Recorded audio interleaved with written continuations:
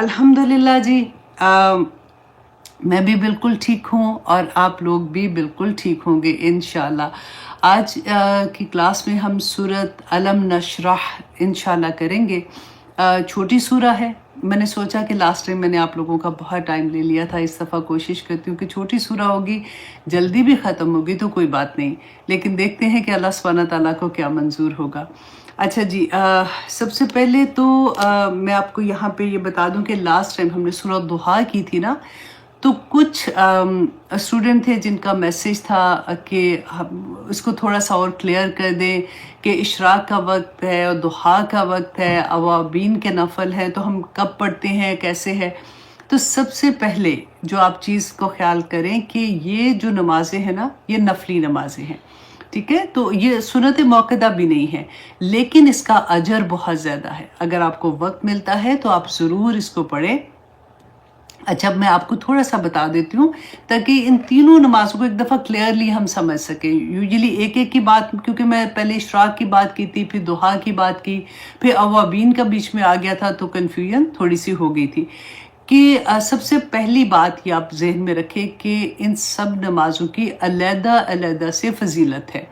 Ishraq की नमाज जो है, तिरमिज़ी में हदीस आती है कि इसके पढ़ने का सवाब जो है वो पूरा हज और पूरे उम्रे का, रसूलुल्लाह सल्लल्लाहु अलैहि वसल्लम ने 2 टाइम्स रिपीटेडली ये कहा कि पूरा हज और पूरे उम्रे का सवाब है। और ये कब शुरू होता है? जब फजर का वक्त ख़त्म होता है तो सूरज तुलू होना शुरू होता है। तुलू होने के 15 मिनट के बाद आप जब वो निकलता है ना, सूरज की एक टिकिया से निकलती है और वो पूरी निकल आती है बस, तो उस वक़्त आप 15 मिनट का वक़फ़ा कर लें। 12 मिनट 15 मिनट में आप इशराक पढ़ सकते हैं और इसका सवाब क्या है? पूरे हज और पूरे उम्रे का है। एंड उसके बाद जो आप नमाज होती है, 1 घंटे के बाद नमाज, फजर की नमाज का जब टाइम ख़त्म होता है, उसके 1 घंटे के बाद सलातो दुहा, जिसको हम चाश्त की नमाज कहते हैं, तो उसका वक्त शुरू होता है। और ये वक्त कब तक रहता है, ये क्वेश्चन था बहुत ज़्यादा कि ये वक्त जब तक ज़ुहर की नमाज का बेसिकली टाइम होता है ना, जब सूरज बिल्कुल सर के ऊपर आता है तो उस वक्त ज़वाल का टाइम शुरू होता है, तो दुहा का टाइम ख़त्म हो जाता है। तो ये 1 घंटे के बाद से आप उस वक्त तक पढ़ सकते हैं। और रसूलुल्लाह, इसकी मैंने आपको डिटेल बताई थी, और रसूलुल्लाह सल्लल्लाहु अलैहि वसल्लम ने फरमाया था ना कि इसके 2 नफल भी अगर आप पढ़ते हैं ना, तो हमारे जितने जिस्म के जोड़ हैं, कितने हैं? 360 हमारे जोड़ हैं, और हर जोड़ पे सदका है। तो रसूलुल्लाह सल्लल्लाहु अलैहि वसल्लम ने फरमाया था कि ये 2 जो नफल है ना, वो उसको कफ़ायत कर जाएंगे, ये पूरे हमारे जोड़ों का सदका है। एंड अब आते हैं अव्वाबीन। अव्वाबीन के बारे में 2 तरह की राय हैं। ये मुस्लिम की हदीस में भी आता है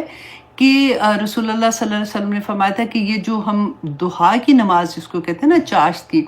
तो ये वही टाइम है बेसिकली। इसका टाइम उस वक़्त भी आप पढ़ सकते हैं। बाज़ ने ये कहा, कुछ एक दो हदीस ऐसी हैं जिसमें इसका वक्त जो है ये मगरिब से इशा के दरमियान, जैसे आपने मगरिब की नमाज़ पढ़ी और उसके बाद आप बैठ के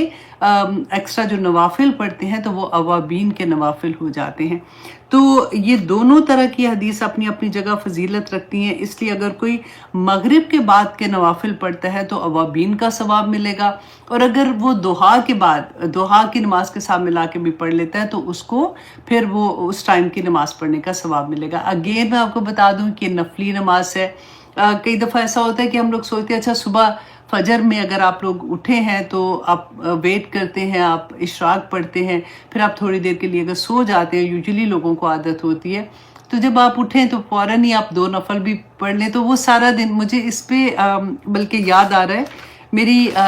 कज़न है, छोटी है मुझसे बहुत, तो जब वो उसकी शादी हुई तो मैंने उससे पूछा कि कैसे हैं ससुराल वाले एंड हस्बैंड कैसे हैं, सब ठीक है? तो उसने मुझे जब बताया उस ज़माने में, माशाल्लाह अब तो उसके 3 बच्चे हैं, तो उसने कहा कि आयशा बाजी, मेरे हस्बैंड, आप पता है 5 नमाज़ें फ़र्ज़ है ना, मेरे हस्बैंड पे 7 नमाज़ें फ़र्ज़ है। तो मैंने कहा वो कैसे? तो वो फिर ऐसे ही बता रही थी कि ये भी नमाज़ पढ़ते हैं, ये भी अल्हम्दुलिल्लाह पढ़ते हैं। تو بہت خوشی ہوتی ہے جب ایسے کسی کا سنتے ہیں کہ کسی کو عادت ہوتی ہے. اور یہ جو چھوٹی بچی کی جس کی میں بات بتا رہی ہوں، وہ آپ کی جو سپروائزر تحریم رمضان ہے نا، یہ ان کی بات ہے کہ اس کے ماشاءاللہ ہسبینڈ جو ہے وہ بہت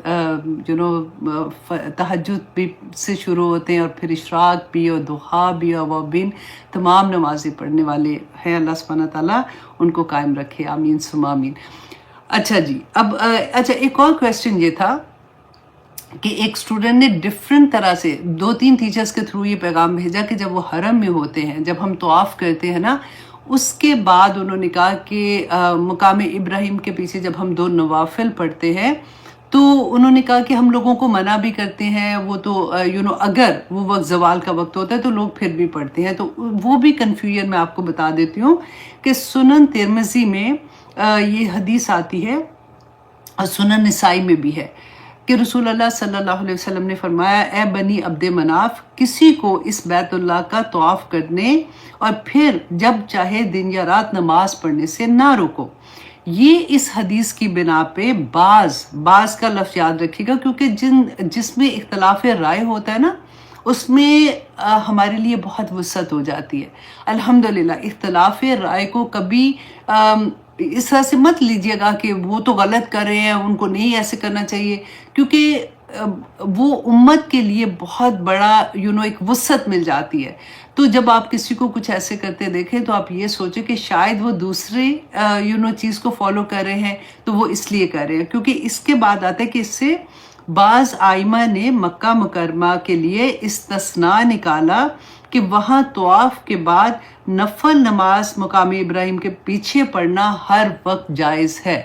ٹھیک ہے، اب یہ دیکھیے کہ یہ جو ہم طواف کرتے ہیں اس کے نفل جو ہے وہ اور عام نوافل میں فرق ہے، یہ دونوں کے احکامات ڈیفرنٹ ہے.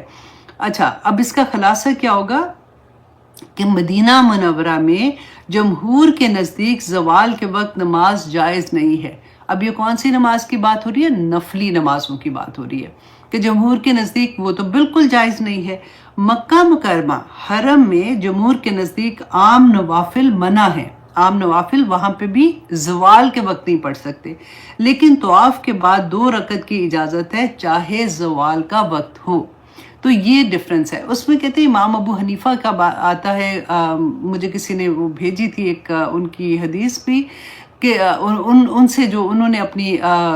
اس میں بیان کیا ہوا ہے جو ان کا مسلک ہے، جیسے جو ان کا وہ یہ کہتے ہیں کہ نہیں، اس میں بھی جب 2 رکعت نماز نفل پڑھنے ہیں تو تھوڑا سا ویٹ کر لیں، تھوڑی دیر کی بات ہوتی ہے. لیکن زیادہ تر جمہور علماء کا آپ نے پڑھا نا کہ ان کا یہ ہے کہ آپ پڑھ سکتے ہیں. تو اللہ سبحانہ تعالیٰ وہی بات ہے کہ اللہم ارنی حقا حقا وارزقنا اتباعہ وارنا باطلا باطلا وارزقنا اجتنابہ. تو یہ تھوڑی سی چیزیں تھیں جن کی کلیئرٹی ضروری ہوتی ہے، کنفیوژن ہو جاتی ہے، اچھا یہ وقت وہ وقت، یہ پڑھوں وہ نہ پڑھوں، کیا کروں. تو آئی ہوپ انشاءاللہ اس کے بعد آپ لوگوں کی یہ بھی کنفیوژن ختم ہو گئی ہوگی. اچھا جی، اب ہم آتے ہیں اپنے ریگولر کلاس کی طرف. آج انشاءاللہ ہم سورہ کریں گے، سورہ علم نشرح. علم نشرح جو سورہ ہے اس کے 3 نام ہیں. ایک تو یہی علم نشرح، اس کے علاوہ اس کا نام شرح بھی ہے اور انشرح بھی ہے. تو یہ تینوں نام اس سورہ کے ہیں. اچھا، اب جب میں نے اس دفعہ کی نوٹیفیکیشن بھیجی تھی تو بہت سے آپ باقاعدہ علم رکھنے والے جو تھے انہوں نے بھی یہ کہا کہ یہاں پہ آپ نے غلط لکھا ہے. میں نے کہا نہیں، اس سورہ کے 3 نام ہیں، یہ ٹھیک ہی لکھا ہوا ہے، آپ فکر نہیں کریں. تو کئی دفعہ میں نہیں پتا ہوتا، تو اس سورہ کے 3 نام ہیں. اچھا، دوسرا اس میں 27 کلمات ہیں اور 103 حروف ہیں، اور آیات اس میں 8 ہیں، اور رکوعات جو ہے وہ اس میں ایک رکوع ہے. تو اس کو شروع کرنے سے پہلے تھوڑا سا اس کا بیک گراؤنڈ آپ دیکھ لیجئے کہ ہم نے ابھی سورہ دوحہ پڑھی تھی نا، تو اس کا پورا بیک گراؤنڈ آپ نے دیکھا تھا کہ یہ سورہ جو ہے یہ اس کے بعد نازل ہوئی ہے. اور اس سورہ میں کیونکہ اللہ سبحانہ تعالیٰ نے رسول اللہ صلی اللہ علیہ وسلم کو خوشخبری دی تھی نا کہ وَلَسَوْفَ يُعْطِيكَ رَبُّكَ فَتَرْضَىٰ، کہ عنقریب آپ کا رب جو ہے وہ آپ سے راضی ہو جائے. وَلَسَوْفَ يُعْطِيكَ रब्बू का अता کرے گا اللہ سبحانہ تعالیٰ آپ کو وہ نعمتیں عطا کرے گا کہ آپ راضی ہو جائیں گے۔ اچھا اب اس سورہ میں آپ یہ دیکھیں کہ اللہ سبحانہ تعالیٰ اگین رسول اللہ صلی اللہ علیہ وسلم کو بہت تسلیاں دے رہے ہیں، اور تسلیاں دینے کے بعد کیا انعامات ملتے ہیں وہ بھی آپ دیکھیں گے۔ اور اس سورہ کو آپ اپنے اوپر لے کے دیکھیے گا، ہر داعی دین، اور ہر داعی دین کون ہے؟ ہر مسلمان داعی دین ہے۔ آپ یاد رکھیں اس بات کو، کنتم خیر امت اخرجت للناس تعمرون بالمعروف وتنہون عن المنکر۔ تو یہ والی جو آیا ہے نا، یہ اپنے دل کے اوپر لکھ لیں، اور ہر مسلمان داعی دین ہے۔ اس لیے یہ سورہ میں ہمارے لیے بہت بڑے سبق ہیں، کیونکہ رسول اللہ صلی اللہ علیہ وسلم پہ جب وحی نازل ہوئی تھی تو ان کے لیے تو یہ سارا کچھ نیا تھا نا۔ جب وحی نازل ہوئی تو اللہ سبحانہ تعالیٰ کی طرف سے ایک ذمہ داری ان کے اوپر آ گئی کہ اب آپ نے کیا کرنا ہے کہ اللہ سبحانہ تعالیٰ کے پیغام کو لوگوں تک پہنچانا ہے، رائٹ؟ اب ہمارے اوپر بھی یہ ذمہ داری ہے نا کہ رسول اللہ صلی اللہ علیہ وسلم کے بعد تو آپ یہ سوچیں، ہم میں سے ہر کوئی یہ سوچے کہ کیا یہ فیلنگ میری ہے کہ میرے اوپر کتنا بڑی ذمہ داری اللہ سبحانہ تعالیٰ نے ڈالی ہے۔ اور یہاں پہ آپ پیغام کس کو دینا تھا؟ جو پورے کی پوری قوم جو تھی وہ مشرکین تھی، جو شرک کرنے والی تھی، ان کو نہ صرف پیغام دینا تھا بلکہ ان کو کراہت کروانی تھی اس چیز سے جو وہ کر رہے ہیں، اور اس کی طرف محبت اور رغبت کرانی تھی جس کا حکم دیا جا رہا تھا۔ اور یہ بہت بڑی ذمہ داری تھی رسول اللہ صلی اللہ علیہ وسلم کے اوپر۔ تو اس وجہ سے رسول اللہ صلی اللہ علیہ وسلم بہت پریشان بھی تھے۔ اور دوسرا وجہ کیا تھی کہ جیسے ہی، کیونکہ رسول 40 سال کی عمر میں رسول اللہ پہ وحی نازل ہوئی، اور 40 سال کی عمر جو ہوتی ہے اس میں حکمت تو بہت انسان کے اندر آ جاتی ہے، سمجھ بوجھ آ جاتی ہے، لیکن جسمانی طور پہ وہ کمزوری کی طرف جا رہا ہوتا ہے، کیونکہ 40 کے بعد 50 آنا ہے تو 60 آنا ہے۔ جو 25 سال کی عمر کی ایک طاقت ہوتی ہے وہ والی طاقت نہیں ہوتی ہے، لیکن حکمت تو بہت زیادہ ہو جاتی ہے۔ رسول اللہ صلی اللہ علیہ وسلم نے جیسے یہ پیغام دینا شروع کیا، وہ سوچ بھی نہیں سکتے تھے کہ ریئیکشن اتنا بڑا ہوگا، کیونکہ نہ صرف باہر کے لوگوں نے بلکہ خاندان سے اتنی زیادہ مخالفت ہوئی کہ جہاں سے گزرتے تھے لوگ تانے دے رہے ہیں، وہی لوگ جو اتنی محبت کرتے تھے، صادق اور امین کے نام سے پکارتے تھے۔ رسول اللہ صلی اللہ علیہ وسلم کے پاس اتنی بڑی یہ چیز آ گئی کہ اب میں اللہ سبحانہ تعالیٰ نے جو کام مجھے دیا ہے میں نے یہ لوگوں تک کیسے پہنچانا ہے۔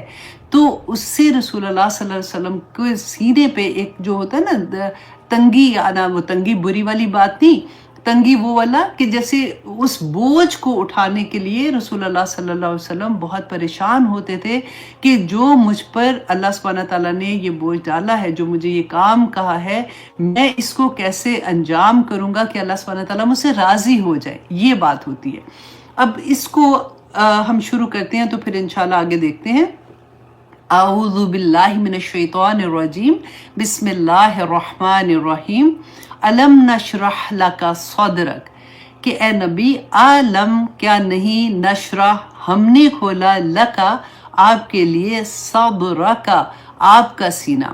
ووضعنا عنک وزرک اور ہم نے اتار دیا آپ سے بوجھ آپ کا، الذی انقض ظہرک جس نے توڑ رکھی تھی آپ کی کمر۔ اللہ اکبر! آپ سوچئے رسول اللہ صلی اللہ علیہ وسلم کو اللہ سبحانہ تعالیٰ فرمارے کہ جس نے آپ کی کمر توڑ رکھی تھی، وہ بوجھ آپ کے اوپر اتنا تھا۔ یہ ایک محاورہ ہوتا ہے، اکثر ہم نہیں کہتے کہ اتنا غم پڑا کہ بندے کی کمر ہی ٹوٹ گئی، یہ بالکل وہی والا محاورہ آپ دیکھیں گے کہ اللہ سبحانہ تعالیٰ نے یہاں پہ جو فرمایا۔ تو ہم سب سے پہلے تو یہ دیکھیں کہ علم نشرح کا کیا معنی آتا ہے، تو اس کو ہم اگر قرآن کی روح سے دیکھتے سمجھنے کی کوشش کریں گے تو انشاءاللہ ہمیں اور بھی آسانی ہو جائے گی۔ کہ سورۃ الانعام میں اللہ سبحانہ تعالیٰ نے فرمایا فَمَن يُرِدِ اللَّهُ، تو پس جس کا ارادہ کرتا ہے اللہ ان یہدیہ کہ وہ اس کو ہدایت دے، یشرح صدرہ للاسلام تو اس کا سینہ اسلام کے لیے کھول دیتا ہے۔ اسلام کے لیے کھولنا کیا مطلب ہوا کہ کنفیوژن دور ہو گئی نا، جس کو ہدایت کا طلبگار تھا، جو چاہ رہا تھا کہ یا پاک پروردگار مجھے کوئی راہ دکھا دے، مجھے سمجھ نہیں آ رہی ہے، میں کنفیوز ہوں، میں کیا کروں، میں اس راستے پہ چلوں کہ میں اس راستے پہ چل رہا ہوں، تو اللہ سبحانہ تعالیٰ اس کو وہ راہ دکھا دیتے ہیں کیونکہ اس کی طلب ہوتی ہے۔ پھر سورت آپ دیکھیے سورت زمر میں اسی طرح سے اللہ سبحانہ تعالیٰ نے فرمایا آفا من شرح اللہ، تو کیا وہ شخص کے کھولا اللہ نے صدرہ، اس کا سینہ للاسلام، اسلام کے لیے، فہو علی نور من ربہ، تو وہ اپنے رب کی طرف سے ایک نور کی طرف چل رہا ہو۔ تو جب اللہ سبحانہ تعالیٰ سینہ کھولتے ہیں تو کیا ہوتا ہے کہ انسان کے اندر ایک نور پیدا ہو جاتا ہے، اس کی ساری کنفیوژن ختم ہو جاتی ہے، اس میں حکمت عطا ہو جاتی ہے، اس کو فیصلے بہترین کرنے کی اللہ سبحانہ تعالیٰ توفیق عطا کر دیتے ہیں۔ تو اس سورہ میں ہم یہ دیکھیں گے کہ یہ دو معنی، ایک دوسرا معنی میں بھی آپ اس کو دیکھیں گے کہ دونوں ہی طرح سے یہ استعمال ہوا ہے۔ دوسرا آپ دیکھیے سورۃ الشعراء میں اللہ سبحانہ تعالیٰ نے حضرت موسیٰ علیہ السلام کو جب نبوت عطا کی تھی نا، تو پھر کیا کہا تھا کہ جاؤ فرعون کے پاس اور فرعون کو جا کے اللہ سبحانہ تعالیٰ کا پیغام دو۔ اب موسیٰ علیہ السلام نے فرعون کے پاس جانا تھا تو کتنا آپ سوچے وہ خوف زدہ تھے کہ وہ اتنا ظالم بادشاہ اور اس کے سامنے جانا۔ تو یہاں پہ اللہ سبحانہ تعالیٰ نے پھر فرمایا کہ موسیٰ علیہ السلام نے کیا کہا، ربی، اے میرے رب، انی اخاف، کہ میں ڈرتا ہوں، ان یکذبون، کہ وہ مجھے جھٹلا دیں گے، ویضیق صدری، تو میرا سینہ تنگ ہوتا ہے۔ یہاں پہ تنگ کا کیا مطلب تھا کہ مجھے جو آپ کام دے رہے ہیں، اتنا ظالم ایک بادشاہ ہے، اس کے سامنے مجھے جانے کا، تو میں ہمت نہیں کر رہا اس کے سامنے جانے کی، تو میرا سینہ تنگ ہو رہا ہے۔ تو پھر آگے دیکھیں سورۃ طٰہٰ میں اللہ سبحانہ تعالیٰ فرماتے ہیں کہ اسی موقع پر موسیٰ علیہ السلام نے پھر کیا کہا تھا، آپ دیکھیں جس کا بھی کبھی بھی زندگی میں کوئی مشکل آ جائے، کوئی پریشانی آ جائے، سینہ تو تبھی تنگ ہوگا نا۔ کبھی گھر میں مشکل آ جاتی، کبھی باہر میں مشکل آ جاتی، کبھی فرینڈز کے اندر آ جاتی، کبھی خاندان میں کوئی ایسی بات ہو جاتی ہے، تو پھر موسیٰ علیہ السلام کی دعا یاد رکھیے گا جو ہم ہمیشہ پڑھتے ہیں کہ موسیٰ علیہ السلام نے کیا دعا مانگی تھی، ربی اشرح لی صدری ویسر لی امری، کہ اللہ میرا سینہ کھول دے اور میرے لیے آسانی کر دے میرے کام کو۔ تو اللہ سبحانہ تعالیٰ نے موسیٰ علیہ السلام کا سینہ کھول دیا اور اس کے لیے آسانی کر دی۔ اب یہاں پہ دیکھیے سینے کی تنگی سے کیا مراد ہے کہ نبوت کا جو بھاری بوجھ تھا اس کو تنہا انہوں نے فرعون سے ٹکر لینے کے لیے بھی بھیج دیا اور نبوت کا بوجھ بھی اٹھانا تھا، تو اس کی وجہ سے ان کا سینہ تنگ ہو رہا تھا۔ اور شرح صدر کیا ہے؟ شرح صدر سے مراد یہ ہے کہ مجھے وہ ہمت اور حوصلہ مل جائے کہ بڑی سے بڑی طاقت کا مقابلہ کرنے میں کوئی مشکل نہ ہو اور نبوت کی ذمہ داریوں کو بھی سنبھال سکوں۔ تو اسی اینگل سے آپ اس میں دیکھیں کہ اللہ سبحانہ تعالیٰ سے رسول اللہ صلی اللہ علیہ وسلم نے جب اللہ سبحانہ تعالیٰ کو یہ محسوس ہوا کہ رسول اللہ صلی اللہ علیہ وسلم پر اتنا بھاری بوجھ ان کو محسوس ہو رہا ہے، تو یہی بات ہمارے لیے دیکھیں رہتی دنیا تک قرآن ہے نا، تو آج ہم بھی یہی دعا کریں گے اور ہم یقین اس بات کا کہ اللہ سبحانہ تعالیٰ کے وعدے تو سچے ہیں کہ وہ کس طرح سے شرح صدر نصیب ہو جاتا ہے بندے کو۔ دیکھیے رسول اللہ صلی اللہ علیہ وسلم پر جب وحی نازل ہوئی تھی، اب آگے دیکھیے نا، جو اللہ سبحانہ تعالیٰ نے کہا وَوَضَعْنَا عَنْكَ وِزْرَكَ، تو اتار دیا ہم نے آپ پر بوجھ جو آپ کی کمر توڑ رہا تھا۔ تو بوجھ کیا تھا کہ جب وحی نازل ہوتی ہے، سب سے پہلے آپ دیکھیے قرآن پاک نازل ہو رہا ہے، رسول اللہ صلی اللہ علیہ وسلم پر جبرائیل علیہ السلام جب آیات پڑھ رہے ہیں، تو رسول اللہ صلی اللہ علیہ وسلم یہ تو پہلی دفعہ ایسا ہوا تھا نا، اس سے پہلے تو انہوں نے سنا ہوا بھی نہیں تھا ایسے۔ تو ایک تو یہ تھا کہ اللہ سبحانہ تعالیٰ کا کلام نازل ہو رہا ہے، اس کے اوپر وحی کا اپنا ایک جو بوجھ تھا، اور دوسرا اس وحی کو یاد رکھنا، اس وحی کو دوسروں تک پہنچانا۔ اب دیکھیے آج ہم قرآن پڑھتے ہیں تو ہمارے تو ہاتھ میں قرآن ہے، ہم اس کو 100 دفعہ پڑھ لیں، ہم نے نہیں یاد ہو رہا ہم دوبارہ سے دیکھ لیں، ترجمے لکھے ہوئے ہیں ہم وہ بھی دیکھ لیں گے، ہمیں تفسیر کا بھی سمجھ آ جائے گی، تفسیریں تو آلریڈی ڈن ہے، کی ہوئی ہیں، ہمیں یہ پتہ چلتا ہے کہ اس کا کیا مطلب ہے کیا نہیں۔ رسول اللہ صلی اللہ علیہ وسلم نے نہ صرف یہ کہ قرآن جب نازل ہو رہا تھا اس کو یاد رکھنا، اس کو معنی اس کے سمجھنا، کیونکہ قرآن کے معنی جو اللہ سبحانہ تعالیٰ نے جبرائیل کو بتائے وہی معنی آگے لوگوں کو بتانا۔ جیسے صلاۃ کا مطلب اگر ہم ڈکشنری میں دیکھتے ہیں تو ہاتھ تاپنا ہوتا ہے، لیکن رسول اللہ صلی اللہ علیہ وسلم نے نماز کے لیے کہا تو اس کا معنی نماز بن گیا نا۔ تو وہ اس کا اصل معنی محفوظ رکھنا، اس کو لوگوں تک پہنچانا، اور جب اللہ سبحانہ تعالیٰ نے اسی لیے قرآن میں فرمایا تھا کہ آپ جب وحی نازل ہوتی ہے تو آپ اس کو سنیں، اس کو ابزارو کرنے کی کوشش کریں، اس کو محفوظ رکھنا آپ کے سینے میں ہمارا کام ہے، کیونکہ رسول اللہ صلی اللہ علیہ وسلم ریپیٹ کرتے تھے۔ اب سوچیں کہ کبھی کبھی تو چھوٹی آیات آتی تھی اور کبھی اتنی لمبی سورۃ الانعام کے بارے میں آتا ہے کہ یہ پوری سورہ ایک دفعہ نازل ہوئی تھی، آئی تھنک 126 یا کچھ ایسے اس کی آیات آتی ہیں، میرے ایگزیکٹلی مجھے یاد نہیں ہے، لیکن اتنی آیات اکٹھی نازل ہوتی تھی۔ تو رسول اللہ صلی اللہ علیہ وسلم نہ صرف آیات یاد رکھنا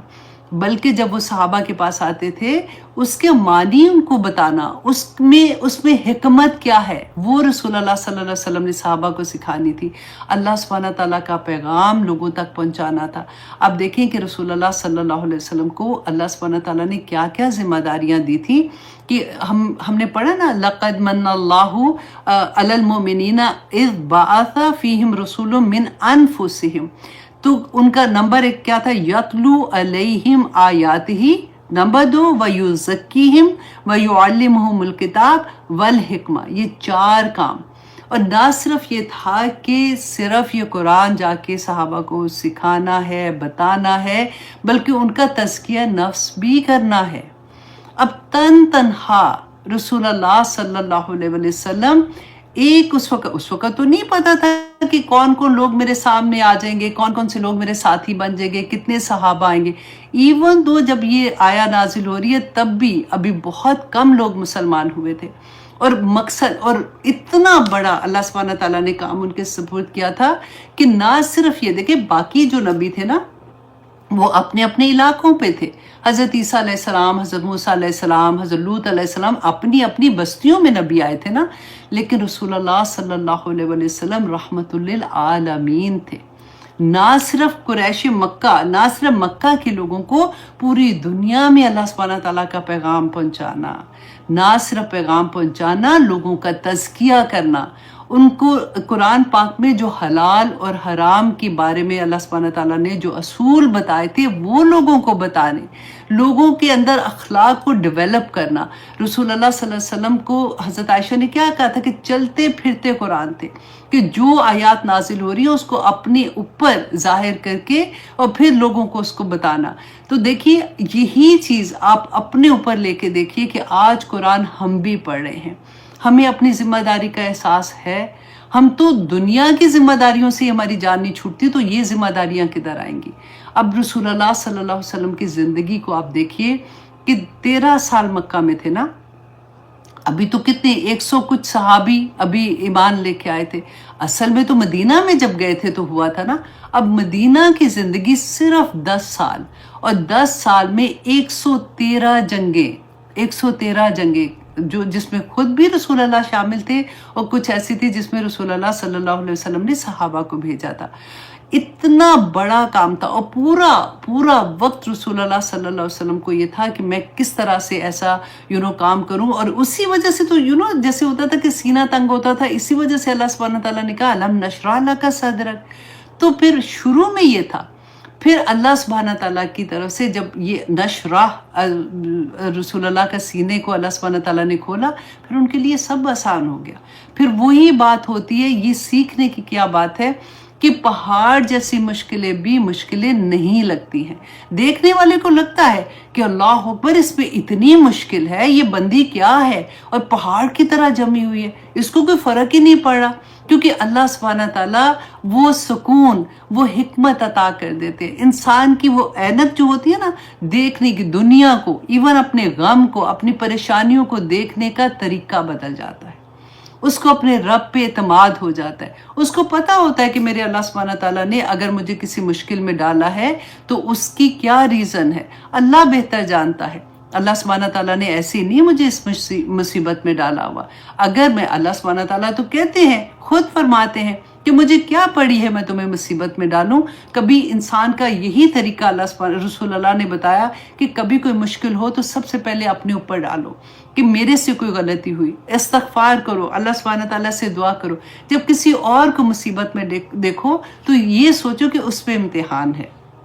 انشاءاللہ نکل جائے گا. کیونکہ جب پرابلمز آتی ہیں تو اللہ سبحانہ تعالیٰ کی طرف سے خیر ہی خیر ہوتی ہے. کیونکہ اس کے بعد اللہ سبحانہ تعالیٰ کئی دفعہ انسان اتنا نکھر کے سامنے آتا ہے جو وہ پہلے سوچ بھی نہیں سکتا تھا. ہم سوچتے ہیں نا کہ ایک اتنا دھان پان کا انسان اتنی بڑی بڑی پرابلمز کیسے سہ جاتا ہے. آپ سوچئے جب ہم اپنی ماں کے گھر میں تھے، ہمارے تو لاڈ ہی نہیں ماں باپ کے ہمارے ساتھ ختم ہوتے تھے. امی بھوک لگی ہے، امی یہ دے دے، امی کپڑے کدھر ہے، امی یہ کدھر ہے، وہ کدھر ہے. اور جیسے ہی شادی ہوتی ہے ذمہ داریوں کا پہاڑ ایک سر کے اوپر آتا ہے. پھر اس کے بعد بچوں کے ساتھ جب آپ کی ذمہ داریاں شروع ہوتی ہیں، اور ہسبینڈ نے تو کبھی بڑا ہونا نہیں ہوتا، سب سے چھوٹا بچہ وہی رہ جاتا ہے. بچوں کی شادی ہو جاتی ہے، اپنے اپنے گھروں میں چلے جاتے ہیں. لیکن اللہ سبحانہ تعالیٰ ان کو سلامت رکھے ہمارے سر پہ،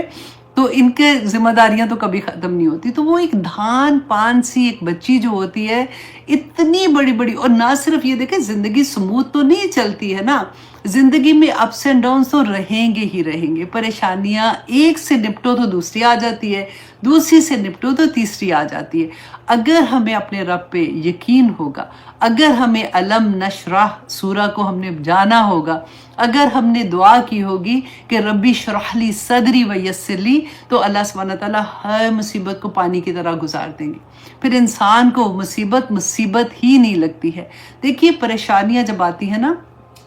تو جب ہم اس کو، پریشانی اپنی جگہ رہے گی، ٹھیک ہے، جب تک وہ حل نہیں ہوتی، ہم کیا کریں گے؟ اللہ سبحانہ تعالیٰ سے دعا کریں گے، صدقہ دیں گے، انشاءاللہ وہ پریشانی ختم ہو جائے گی. اور اگر ہم دوسری طرف، ہماری زندگی میں قرآن نہیں کھولا ہوا، ہمیں پتہ ہی نہیں ہے کہ پریشانی کو ڈیل کیسے کرنا ہے، ہم ایک عام انسان کی طرح اس کو دیکھتے ہیں. جب پریشانی آئے گی تو اتنے پریشان ہو جائیں گے کہ پھر سوچیں گے ہائے یہ کیا ہو گیا، ہائے میرے ساتھ ہی ایسے ہوتا ہے، ابھی یہ ختم نہیں ہوا تھا تو یہ ہو گیا. وہ پریشانی، وہ سوچ ہماری زندگی کو پورا بدل دیتی ہے. وہ جو ہمارے ذہن میں ہارمونز ہوتے ہیں نا، وہ ہمارا دماغ جو ہارمونز ریلیز کرتا ہے، وہ اتنے سیڈ ہارمونز ہوتے ہیں کہ ہوتے ہوتے وہ ہمارے پورے جسم پہ چھا جاتے ہیں. اللہ سبحانہ تعالیٰ نے، جس نے یہ مخلوق تیار کی ہے، جس نے ہمیں بنایا ہے، یہ مشینری بنائی ہے، اس نے ہمیں بتایا ہے کہ اللہ کا ذکر کرتے رہو کبھی بھی. کیونکہ زبان جب ذکر کرتی ہے نا تو یا سوچ رک جاتی ہے، سوچ رکے گی تو وہ تکلیف نہیں دے گی. اور جس وقت تک آپ کو عادت اتنی ہوتی ہے دن کو بھی ذکر، شام کو بھی ذکر کر رہے ہیں، نماز پڑھ رہے ہیں، دن کے کام بھی کر رہے ہیں ساتھ ساتھ، آج دیکھیں گے کہ کام بھی کیسے کرتے ہیں اور ذکر کیسے کرتے ہیں انشاءاللہ. تو اللہ سبحانہ تعالیٰ سے دعا کریں کہ یا پاک پروردگار میرا سینہ کھول دے، یا اللہ مجھے حکمت عطا کر، یا اللہ میرے پاس اگر کوئی مشکلیں آ رہی ہیں ان کو ڈیل کیسے کرنا ہے، یا اللہ مجھے اس کی اصل حقیقت سمجھا دے. اور اللہ سبحانہ تعالیٰ انشاءاللہ کر دیں گے. اچھا، بعض مفسرین نے کہا کہ علم نشرح لک صدرک سے مراد رسول اللہ صلی اللہ علیہ وسلم کا جو شق صدر ہوا تھا نا، اس کے بارے میں ہے. اس کے بارے میں بھی دو تین طرح سے احادیث آتی ہیں کہ ایک تو بچپن میں ہوا تھا جب رسول اللہ صلی اللہ علیہ وسلم دائی حلیمہ کے پاس ہوتے تھے. پھر حضرت ابو ہریرہ رضی اللہ عنہ یہ بہت حریص ہوتے تھے، رسول اللہ صلی اللہ علیہ وسلم سے کویسچن پوچھتے تھے کہ یا رسول اللہ آپ کو کب نبوت کا آغاز کب ہوا تھا؟ تو رسول اللہ صلی اللہ علیہ وسلم نے بتایا کہ جب میں 10 سال کا تھا تو میں ایک صحرا میں سے گزر رہا تھا. جب میں گزر رہا تھا تو میں نے اپنے سر سے اوپر میں نے کچھ لوگوں کی آواز سنی جو آپس میں بات کر رہے تھے کہ کیا یہ وہی ہے؟ تو دوسری آواز آ رہی تھی کہ ہاں یہ وہی ہے. تو رسول اللہ صلی اللہ علیہ وسلم نے فرمایا کہ مجھے انہوں نے پکڑا اور زمین پہ لٹا دیا اور میرا پیٹ چاک کیا، اور جبرائیل علیہ السلام سونے کی تشتری میں آب زمزم لائے اور میکائیل علیہ السلام نے میرا پیٹ دھویا. اس کے بعد میرا سینہ چاک ہوا اور پھر میرے دل کو چاک کیا، اور اس میں سے کہتے نہ خون نکلا نہ مجھے درد ہوئی. اور اس کے بعد انہوں نے اس میں سے کینہ اور حسد کو نکال دیا، جو کہ انہوں نے کہا کہ ایک خون کے لوتھڑے کی طرح کی چیز تھی جو انہوں نے نکال دی. اور اس کے بعد انہوں نے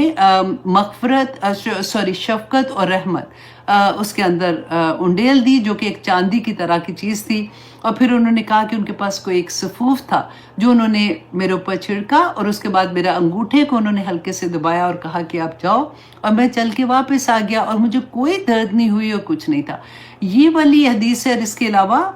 جب معراج پہ جانے سے پہلے کیا ہے یا بچپن کیا، وہ حدیث بھی علیحدہ سے آتی ہیں، لیکن بعض لوگوں نے کہا کہ اس کا مطلب وہ ہے۔ اب زیادہ تر مفسرین جو ہیں وہ اسی طرف گئے ہیں کہ نہیں، رسول اللہ صلی اللہ علیہ وسلم پر جو ایکچولی نبوت کی وجہ سے جو ذمہ داریوں کا بوجھ تھا، اللہ سبحانہ تعالیٰ نے یہاں پہ اس کو کلام کیا ہے کہ وَوَضَعْنَا عَنْكَ وِزْرَكَ، کہ اتار دیا ہم نے آپ کا بوجھ۔ جب اللہ سبحانہ تعالیٰ نے، ہمیں بھی یہ سوچنا چاہیے کہ جب کبھی آپ کا سینہ تنگ ہو، جب کبھی مشکل ہو، تو اللہ سبحانہ تعالیٰ سے پورا یقین کے ساتھ دعا کریں کہ یا پاک پروردگار مجھے اس سے باہر نکال دے، کیونکہ یہ تنگی جو ہوتی ہے نا، یہ کئی دفعہ آنیسٹلی سینہ تنگ ہونے کا آپ میں سے ہر ایک نے ایکسپیرینس کیا ہوگا۔ کبھی ایسا لگتا ہے نا کہ ایسا غم پڑتا ہے کہ سانس بھی نہیں نکلتا، لگتا ہے کہ بندہ، اور کسی کے سامنے ظاہر نہیں کر سکتے، اور اسپیشلی ماں جو ہوتی ہے نا، اس کی تو عجیب ہی سٹوری ہوتی ہے، اور باپ کا بھی اسپیشلی مجھے لگتا ہے باپ کے ساتھ بھی ہوتا ہے کیونکہ باپ جو ہوتے ہیں نا، وہ ایک ایسا فگر ہوتا ہے گھر میں جو ساری کشتی کو چلا رہا ہوتا ہے، اور وہ بھی مجھے لگتا ہے بیچارہ علیحدہ سے ہی بیٹھ کے روگ کے دعائیں کر رہے ہوتے ہیں، لیکن سب کے سامنے نہیں کرتے، اور ماں کا بھی یہی حال ہوتا ہے، کیونکہ کسی کے سامنے نہ بیان کر سکتے ہیں، اسپیشلی بچوں کی جب پرابلم آتی ہیں تو اندر سے ایسے لگتا ہے کہ کسی نے بند کر کے رکھ دیا ہوا ہے۔ اس وقت اللہ سے یہ دعا کیا کریں، ربی اشرح لی صدری، کیونکہ ہم یوزلی سوچتے ہیں نا کہ اس وقت پر کیا دعا مانگوں، کیا میں اللہ سبحانہ تعالیٰ سے کروں۔ تو آج آپ نے یہ سیکھ لیا نا کہ جب بھی کبھی کسی مشکل میں آئے اور آپ کو لگے کہ مجھے سانس نہیں آ رہا، تو اللہ سبحانہ تعالیٰ سے یہ دعا کریں، اللہ سبحانہ تعالیٰ انشاءاللہ وسعت عطا کر دیں گے، اور وہ جو بھی پرابلم ہوگی اس کی اصل ہمارے سامنے جب آتی ہے تو وہ اتنی چھوٹی سی ہو جاتی ہے، کیونکہ دنیا میں ہر چیز تو رہنی نہیں ہے، اللہ سبحانہ تعالیٰ نے دن تو بدلتے رہتے ہیں، اور آج مشکل ہے تو کل آسانی بھی آ جائے گی۔ اب آگے دیکھیے کہ آیت نمبر 4 میں اللہ سبحانہ تعالیٰ فرماتے ہیں وَرَفَعْنَا لَكَ ذِكْرَكَ، اور ہم نے بلند کیا آپ کے لیے آپ کا ذکر۔ رسول اللہ صلی اللہ علیہ وسلم نے فرمایا کہ اب میں نے جبرائیل علیہ السلام سے پوچھا جب یہ آیا نازل ہو رہی تھی کہ وَرَفَعْنَا لَكَ ذِكْرَكَ کا کیا مطلب ہے، تو جبرائیل علیہ السلام نے فرمایا تھا کہ اللہ سبحانہ تعالیٰ جو ہے، اللہ سبحانہ تعالیٰ نے اپنے ساتھ آپ کا ذکر کیا ہے، تو اس لیے اللہ سبحانہ تعالیٰ نے کہا کہ جب بھی انسان کلمہ شہادت بھی پڑھتا ہے، آپ دیکھیے اذان کو آپ دیکھیں، اور قرآن پاک میں کیا آتا ہے، اطیعوا اللہ و اطیعوا الرسول آتا ہے، اشہد ان لا الہ الا اللہ و اشہد ان محمد رسول اللہ آتا ہے، اور جب ہم اذان کی آواز سنتے ہیں، دیکھیں پوری دنیا میں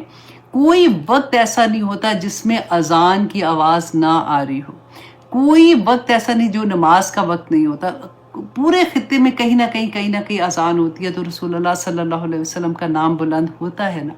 پھر اللہ سبحانہ تعالیٰ نے قرآن پاک میں فرمایا ان اللہ و ملائکتہ یصلون علی النبی یا ایھا الذین آمنوا صلوا علیہ وسلموا تسلیما، کہ اللہ سبحانہ تعالیٰ رسول اللہ صلی اللہ علیہ وسلم پر رحمتیں بھیجتے ہیں، اے لوگو تم بھی اور فرشتے بھی، تم بھی یہی کام کرو۔ دیکھیں کتنی خوبصورت یہ آیا ہے، اور رسول اللہ صلی اللہ علیہ وسلم نے فرمایا کہ حضرت عبد الرحمن بن عوف فرماتے ہیں کہ ایک دفعہ ہم لوگ جا رہے تھے تو رسول اللہ صلی اللہ علیہ وسلم ایک کھجور کے درخت جہاں پہ تھے اس باغ میں گئے، تو وہاں پہ انہوں نے سجدے میں جب گئے تو اتنا لمبا سجدہ کیا، کہتے ہیں کہ میں ڈر گیا، میں نے سوچا کہ کہیں اللہ نہ کرے کہ رسول اللہ صلی اللہ علیہ وسلم کا آخری وقت تو نہیں آ گیا۔ کہتے ہیں میں ابھی غور سے ایسے دیکھ رہا تھا تو رسول اللہ صلی اللہ علیہ وسلم اٹھے اور انہوں نے کہا کہ کیا دیکھ رہے ہو، تو کہتے ہیں میں نے کہا کہ یا رسول اللہ مجھے تو ڈر لگ گیا تھا، آپ اتنی دیر سے سجدے میں تھے، تو انہوں نے کہا کہ میں تمہیں خوشخبری سناؤں، میرے پاس جبرائیل علیہ السلام آئے تھے اور انہوں نے اللہ کا پیغام دیا، اور انہوں نے کہا کہ نبی خوش ہو جائیں، آپ کی امت میں سے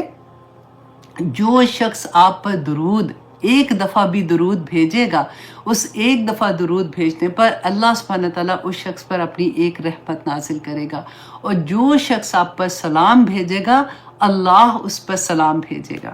اس کے بعد رسول اللہ صلی اللہ علیہ وسلم نے فرمایا، حضرت انس رضی اللہ عنہ بیان کرتے ہیں